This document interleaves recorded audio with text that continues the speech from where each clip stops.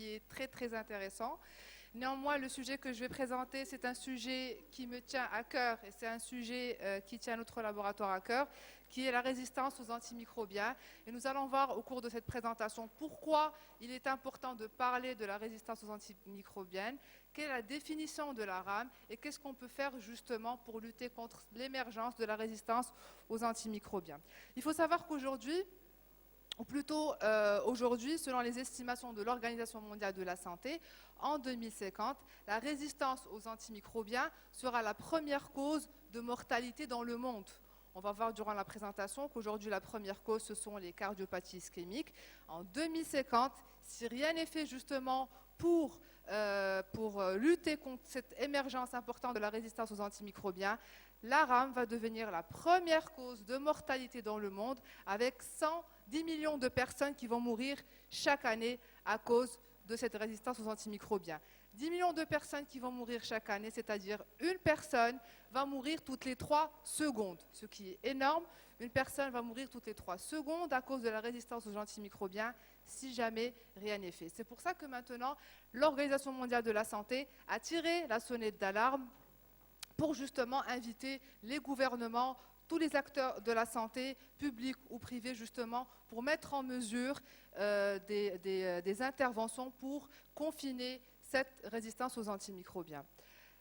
Alors, ce sont mes déclarations d'intérêt. Donc, je suis employée de GSK. Il faut savoir que, quand je vous ai dit en 2050, la résistance aux antimicrobiens sera la première cause de mortalité dans le monde. Aujourd'hui déjà, les infections résistantes aux antibiotiques touchent 700 000 personnes. 700 000 personnes meurent aujourd'hui à cause des infections résistantes chaque année. Alors pourquoi, quand je vous ai dit, on en parle? Aujourd'hui, le terme qu'utilise l'Organisation mondiale de la santé est une menace. La résistance aux antimicrobiens aujourd'hui est une menace pour la santé publique mondiale. Toutes les régions du monde sont touchées par ce phénomène et qui nécessitent des mesures dans tous les secteurs gouvernementaux, comme je vous ai dit, et dans la société. La principale cause de cette résistance aux antimicrobiens, c'est malheureusement le mauvais usage et la surutilisation des antimicrobiens qui accélèrent ce processus. Des morts qui sont largement évitables.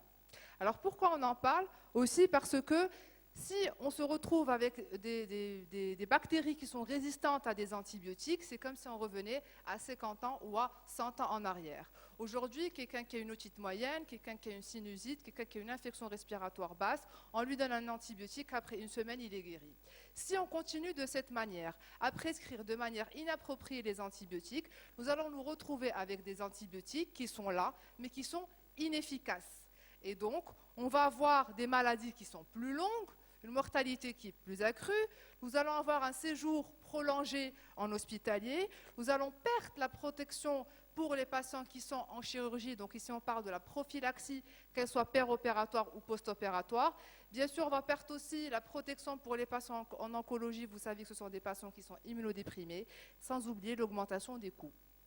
Et je vais citer une citation de Dr Margaret Chan, qui était l'ancienne directrice générale de l'Organisation mondiale de la santé, et qui dit que la résistance aujourd'hui aux antimicrobiens menace le cœur même de la médecine moderne et la durabilité d'une réponse efficace et mondiale en matière de santé publique à la menace persistante des maladies infectieuses. Alors, qu'est-ce qu'on veut dire par la résistance aux antimicrobiens? C'est quoi la définition? Il faut savoir que la résistance aux antimicrobiens, c'est un processus qui est naturel, par lequel les microbes vont évoluer pour résister à l'action des médicaments, ce qui va rendre ces médicaments inefficaces. Les bactéries, ce sont des organismes qui sont très, très intelligents. Donc, comme n'importe quel organisme, elles doivent se reproduire, elles doivent respirer ou non respirer, si elles sont aérobies ou anaérobies, elles doivent se nourrir, vont mourir après. Et donc ce sont des organismes qui doivent rechercher un milieu dans lequel où elles vont avoir la capacité de se reproduire. Et c'est pour ça qu'elles développent différents mécanismes justement pour devenir résistantes. Et donc la résistance, elle vient de la pression de sélection exercée par les antimicrobiens. Quand on parle d'antimicrobiens, bien sûr, on parle d'antibiotiques, d'antifongiques, etc. Et donc la résistance provient de la pression de sélection exercée par les antimicrobiens sur les populations des microbes, essentiellement par la sélection ou le fait de permettre à ces microbes de survivre et de proliférer. Alors, il y a plusieurs causes potentielles justement de cette résistance aux antimicrobiens, mais comme on a vu dans la slide précédente, la surutilisation et le mauvais usage des antibiotiques est la principale cause. Ça ne veut pas dire qu'il n'y a pas d'autres causes. Il y a la mauvaise qualité d'antibiotiques, malheureusement, heureusement que dans notre pays ce n'est pas le cas, mais dans beaucoup de régions dans le monde, notamment dans l'Asie, on a des médicaments qui sont contrefaits, des antibiotiques, autres médicaments anti-infectieux, antidiabétiques, etc., qui sont contrefaits parce qu'il faut savoir aujourd'hui que la contrefaçon des médicaments rapporte beaucoup plus que la vente des stupéfiants. Et donc, malheureusement, dans certaines régions du monde, on a la mauvaise qualité d'antibiotiques qui va aussi contribuer à l'émergence des résistances aux antibiotiques, aux antimicrobiens en général. Il y a aussi, bien sûr, malheureusement, l'utilisation excessive en agriculture et au niveau des bétails, etc. Et aussi, comme on a dit, la mauvaise utilisation, on va y revenir plus tard. Alors, comment pouvons-nous répondre à la menace de la résistance aux antimicrobiens en tant qu'acteurs de santé en général? Alors, il faut savoir qu'en 2014, il y a eu un rapport de l'Organisation mondiale de la santé qui a fourni pour la première fois une image aussi précise que possible de l'ampleur de la résistance aux antimicrobiens et de l'état de la surveillance à l'échelle mondiale. Je vais revenir au terme de surveillance. Alors, qu'est-ce qu'a fait aussi l'OMS? Elle a fait une analyse de situation par pays où, justement, elle est sortie avec une conclusion que, comme je vous ai dit, toutes les régions du monde sont touchées par la résistance aux antimicrobiens. Et donc, en 2015, l'Organisation mondiale de la santé a établi un plan d'action global sur la résistance aux antimicrobiens, a invité ou limite obligé quelques gouvernements, donc il faut savoir qu'il y a 194 pays avec l'OMS, et il y a, je pense, même pas la moitié qui ont des plans d'action dans le cadre justement de la diminution de la résistance aux antimicrobiens. Et alhamdoulilah, il faut savoir que le Maroc a un plan d'action depuis 2019, national justement, pour lutter contre la résistance aux antimicrobiens, mais aussi pour faire des études de surveillance, on va y revenir. Alors le plan d'action global sur la résistance aux antimicrobiens établi par l'OMS avait 5 principaux objectifs. Premier objectif, améliorer la sensibilisation à la résistance aux antimicrobiens. Ça veut dire quoi? C'est ce qu'on est en train de faire d'ailleurs aujourd'hui. Sensibiliser les gens, sensibiliser toute personne qui a un contact avec les antibiotiques. Ça peut être les professionnels de santé, les médecins, les pharmaciens, les infirmières. Ça peut être aussi le patient. Toute personne qui prend un antibiotique, qui prescrit, qui conseille un antibiotique, doit être au courant, doit savoir qu'il y a une augmentation importante de la résistance aux antimicrobiens et qu'il ne faut pas les donner à tort et à travers. Donc améliorer la sensibilisation, comme je vous l'ai dit, c'est un des objectifs principaux pour lesquels on est là aujourd'hui. Renforcer les connaissances par la surveillance et la recherche. Ça veut dire quoi? Comment aujourd'hui vais-je savoir que des bactéries, par exemple, on va parler des infections respiratoires, comment vais-je savoir que les bactéries responsables d'infections respiratoires hautes ou basses au Maroc sont sensibles ou sont résistantes à un antibiotique X? Il faut que j'ai des données de surveillance. Il faut que j'étudie ces bactéries, voir leur sensibilité et leur résistance au niveau local, et bien sûr des données qui doivent être actualisées, parce qu'il faut savoir que la sensibilité des bactéries change en fonction de la géographie et change en fonction du temps. C'est pour ça qu'il nous faut des études qui sont locales, mais aussi des études qui sont actualisées. Troisièmement, réduire l'incidence des infections. Nous n'allons pas attendre d'avoir des infections pour donner des antibiotiques. Il faut faire un travail en amont, par la prévention, par la vaccination, par des bonnes mesures d'hygiène, etc. Et bien sûr, lorsqu'on doit donner un antimicrobien, il faut optimiser l'utilisation, c'est-à-dire le prescrire à la bonne dose, à la bonne durée et en fonction de la sévérité. Et puis enfin, c'est surtout pour les laboratoires, donc investir durablement dans de nouveaux médicaments, dans de nouveaux médecins. Dans de nouveaux vaccins, pardon. Alors, il faut savoir qu'en 2014, il y a un rapport qui est sorti. Donc, c'est un rapport qui a duré 2 ans. Donc, à l'époque de David Cameron, qui était le Premier ministre du gouvernement britannique, en 2014, il a demandé à Jim O'Neill. Jim O'Neill, c'est un lord qui fait partie aussi du gouvernement britannique et qui aussi est un très très grand économiste à renommée internationale, vous pouvez le chercher. Alors, David Cameron lui a demandé de faire justement un rapport sur la résistance aux antimicrobiens et de nous donner des recommandations pour lutter contre l'émergence de la résistance aux antimicrobiens et ne pas arriver au scénario catastrophique qui est la première cause de mortalité dans le monde. Donc, comme je vous ai dit, c'est un rapport qui a duré pendant 2 ans. En 2016, il est sorti avec 9 recommandations clés, dont améliorer la surveillance de la résistance aux médicaments, comme je vous ai dit, surveiller le comportement des bactéries. Et puis, en 2018, l'OMS a sorti un rapport, premier rapport qui s'appelle GLASS, ce qui avait comme objectif de promouvoir une approche normalisée de collecte et d'analyse des données. Il y a aussi, en plus des différents facteurs qu'on a vus, des différentes causes, il y a aussi un autre problème, c'est que si on se compare par rapport aux années 80, on avait plus de 18 laboratoires qui avaient des programmes de recherche et de développement dans le cadre de nouveaux antibiotiques, avec une émergence de résistance qui était plus faible. Alors qu'aujourd'hui, on a une résistance qui est de plus en plus élevée, mais peu de nouveaux antibiotiques. Alors, nous avons vu ensemble la définition de la résistance aux antimicrobiens. Nous avons vu ensemble aussi les conséquences de cette résistance aux antimicrobiens si jamais rien n'est fait.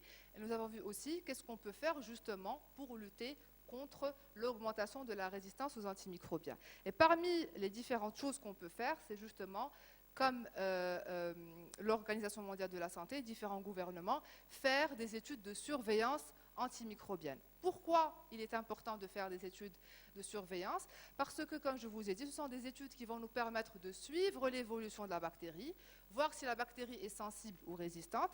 Et puisqu'on va avoir des données qui vont nous dire que cette bactérie est sensible ou résistante à cet antibiotique B ou l'antibiotique A, ça va nous permettre de prendre des décisions et de donner des recommandations. Et d'ailleurs, dans les recommandations, on se base entre autres par rapport à la résistance et la sensibilité des bactéries. C'est pour ça qu'il y a des molécules qui sont préconisées en première intention et d'autres en deuxième intention.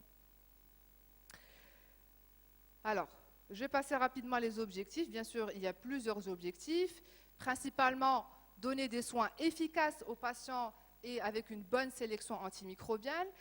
Connaître les données de surveillance va nous permettre de guider les politiques antimicrobiennes et d'élaborer des stratégies de dosage pour réduire l'impact. Bien sûr, aider à l'éducation locale sur la résistance aux antimicrobiens. Et puis enfin, suivre l'évolution des profils, parce que je vous ai dit, les bactéries, ce sont des organismes qui cherchent toujours à évoluer. Et donc, leur résistance et leur sensibilité changent au fur et à mesure. Donc, il faut suivre l'évolution de ces bactéries. Alors, qu'est-ce qu'on veut dire aussi par la prise en charge de la résistance aux antimicrobiens? On a vu qu'on doit faire des études de surveillance, mais qu'est-ce qu'on peut faire juste à notre niveau en tant que professionnel de santé? Premièrement, tout simplement, puisqu'on a vu aussi que la première cause de la résistance aux antimicrobiens est la prescription inappropriée des antibiotiques, nous pouvons commencer par prescrire de manière appropriée un antibiotique. Qu'est-ce que ça veut dire? Ça veut dire tout simplement traiter les infections bactériennes seulement, et non pas les infections virales. Optimiser le diagnostic et évaluer la sévérité. Nous n'allons pas traiter une infection qui est sévère avec la même durée qu'une infection qui est sévère. Éradiquer les pathogènes est très important, c'est quelque chose qui revient, qui est reconnaître la prévalence de la résistance locale. Ça veut dire quoi? Ça veut dire que moi, si je reçois un patient dans mon cabinet ou dans ma pharmacie, et je suspecte une infection, je reviens toujours aux infections respiratoires. Une infection respiratoire haute, par exemple. Donc, je pense à différentes bactéries qui peuvent être responsables de ces infections. Et donc, je vais penser à des antibiotiques qui vont éradiquer ces bactéries. Comment je vais me baser sur quoi, justement, pour donner un antibiotique A au lieu de l'antibiotique B? Si j'ai des données, bien sûr, il y a les recommandations. Il y a aussi le fait que si j'ai des données locales qui me disent qu'aujourd'hui, si vous donnez l'antibiotique A à votre patient, vous allez avoir, par exemple, 98% de chances de sensibilité. Si vous donnez l'antibiotique B, vous allez avoir 70% de sensibilité. Bien sûr, je vais choisir l'antibiotique où la bactérie a 98% de sensibilité. Ça veut dire quoi? Ça veut dire que je vais donner à mon patient 98% de chances de guérir. Donc c'est très très important d'avoir des données de résistance locale. Comme je vous ai dit aussi, la sensibilité et la résistance change, ça ne veut pas, j'ai un problème avec le chat et le chat, change en fonction de la géographie. On ne peut pas se baser sur par exemple, la sensibilité aux États-Unis et l'utiliser. Ça peut être la même chose, mais ça peut être aussi différent. Et bien sûr, prescrire de manière empirique, puisqu'on sait, je reviens encore une fois, prendre l'exemple des infections respiratoires hautes et basses, on sait qu'aujourd'hui, qu'on donne différents antibiotiques qui sont efficaces pour le traitement des infections respiratoires. Et donc, on va traiter de manière empirique, on va traiter de manière probabiliste. Toutes les recommandations le disent. Et donc, on ne va pas se baser, on ne va pas aller faire un prélèvement, faire un antibiogramme, voir si la bactérie est sensible ou pas. Donc, on traite en général de manière empirique, de manière probabiliste. Ça ne veut pas dire qu'il ne faut pas traiter de manière intelligente. Et bien sûr, il est très important d'éduquer le patient, de lui expliquer que son observance est très très importante justement pour guérir et pour éviter l'émergence de la résistance à ces différents antibiotiques. Alors, qu'en est-il de GSK dans tout ça? Alors, il faut savoir que GSK a des programmes de surveillance des bactéries face aux différents antibiotiques depuis très très longtemps. Alors déjà, je vous rappelle l'objectif de la surveillance permanente des infections bactériennes. Pourquoi? Parce que ça va nous permettre d'identifier des fois la flore pathogène. Ça va nous permettre de faire le suivi systématique et donc, comme je vous ai dit, la surveillance de la sensibilité aux antibiotiques. Et dès qu'on aura ces données-là, ça va nous permettre de mettre en œuvre des interventions précoces en vue de stopper la propagation de certaines souches. Voilà. Alors, comme je vous dis, GSK. Donc, on a déjà commencé depuis très longtemps, donc depuis 1992, avec ce qu'on appelle le projet Alexandre ou Alexander Project. Pourquoi on l'a appelé le projet Alexandre?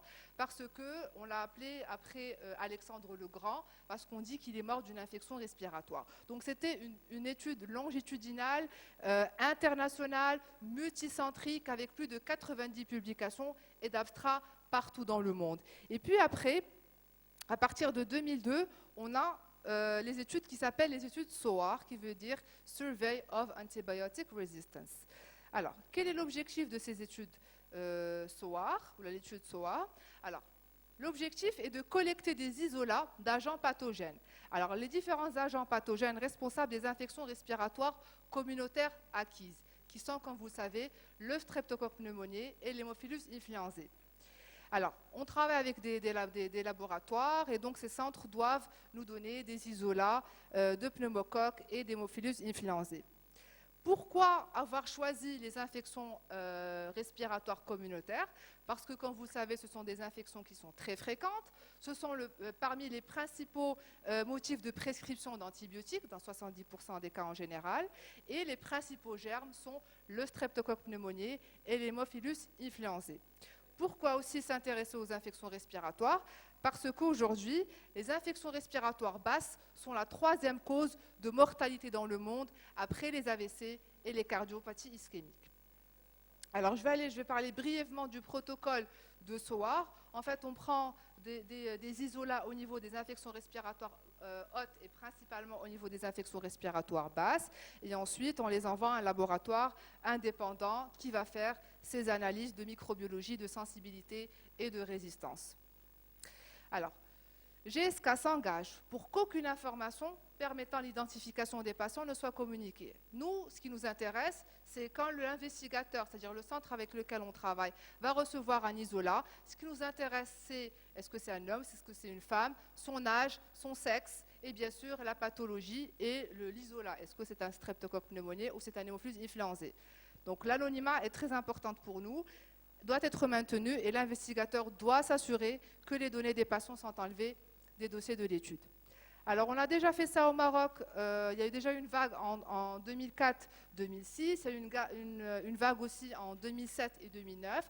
On a aussi travaillé sur une vague de 2015-2017, dont on aura, Inch'Allah, les résultats et qu'on partagera avec vous. On est dans l'obligation de les partager. Et puis, on est en train de travailler sur d'autres vagues, donc 2019-2021, parce que, comme je vous ai dit, la sensibilité et la résistance changent en fonction du temps et de la géographie. Donc, on est obligé d'avoir des données locales et qui sont actualisées. Nous avons les données de 2004 et de 2007, mais puisqu'elles ont dépassé 5 ans, on attend les nouvelles données.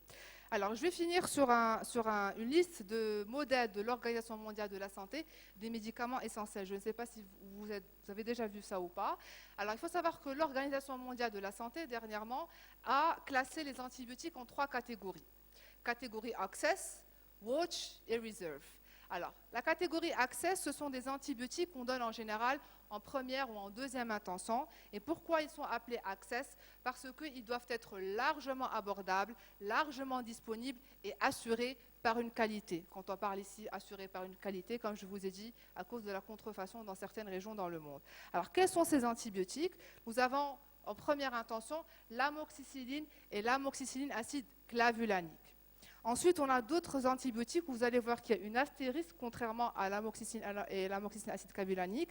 Ce sont des antibiotiques qu'on peut donner, mais si l'amoxicilline ou l'amoxicilline acide clavulanique est contre-indiqué ou il y a eu un échec avec ces traitements-là. Ce sont certains céphalosporines et certains macrolides. La deuxième catégorie, c'est la catégorie WATCH. Ce sont des antibiotiques qui ont un potentiel de résistance qui est plus élevé. Et donc, ils ne sont pas recommandés forcément en première intention. On peut les retrouver dans certaines indications en première intention, mais ils sont considérés WATCH parce que, comme je vous ai dit, ils ont un potentiel de résistance qui est très élevé. Et donc, il faut les garder pour leurs indications spécifiques, ne pas les donner à tort et à travers quand on peut donner d'autres indications, d'autres antibiotiques. Alors, ce sont les quinolones et les fluoroquinolones. Ce sont les céphalosporines de troisième génération et les macrolides, comme l'azithromycine, la clarithromycine, etc. Et puis enfin, nous avons la dernière catégorie, la catégorie reserve. Alors là, c'est vraiment des antibiotiques qu'on donne vraiment en dernier recours, en cas d'échec thérapeutique de tous les autres antibiotiques, mais je pense qu'ils ne sont pas au Maroc, donc il faut vraiment les laisser pour des indications qui sont très, très, très limitées. Alors, pour NewSOAR, comme je vous ai dit, on est en train de travailler sur une nouvelle vague 2018-2020. Alors, en conclusion, ce qu'on a vu aujourd'hui, c'est que la surveillance de la résistance aux antimicrobiennes est la pierre angulaire de l'évaluation du fardeau de la résistance aux antibiotiques et elle est essentielle pour chaque région, chaque pays et chaque ville. Pourquoi? Parce que je vous ai dit encore une fois, la sensibilité change en fonction de la géographie. Pourquoi il est important d'avoir des données de surveillance? Parce que ceci va nous permettre d'orienter les choix antimicrobiens pour la thérapie empirique, notamment des infections respiratoires hautes. Ceci va nous permettre aussi d'orienter l'élaboration de politiques sur les antimicrobiens et sur leur utilisation. Surveiller prospectivement l'activité et donc l'utilité des antimicrobiens disponibles à l'avenir et aussi des vaccins.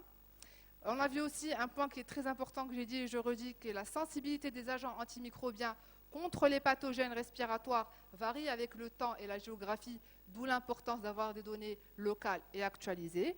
Et puis enfin, l'utilisation des antibiotiques, guidée par la plus récente des données de surveillance de la résistance aux antimicrobiens, est nécessaire pour lutter contre la résistance croissante aux antimicrobiens.